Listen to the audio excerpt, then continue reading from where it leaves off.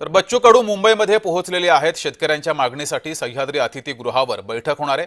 बच्चू कडू मुख्यमंत्र्यांसोबत चर्चा करणार आहेत। बैठक होणार आहे संध्याकाळी 7 वाजता मुंबईत ही बैठक होईल। बच्चू कडू यांचं आंदोलन मात्र नागपुरात सुरूच आहे।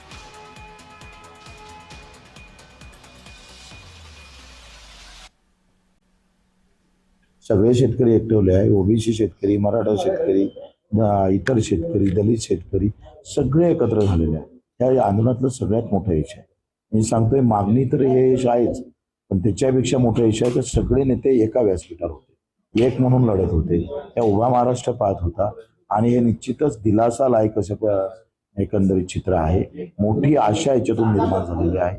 त्याच्यामुळं ह्या सगळ्या जो गुंतागुंती शेतकऱ्यासाठी पार निघेल, काही वेळ वाट पाहावं लागेल। तोडगा कसा आहे, बैठक कशा पद्धतीनं म्हणजे आम्ही ज्या भावनेतून जातोय त्याच भावना किंवा शेतकऱ्यांच्या ज्या भावना आहेत त्याच भावना जर देवाभावना ठेवल्या तर तोडगा नक्की निघेल।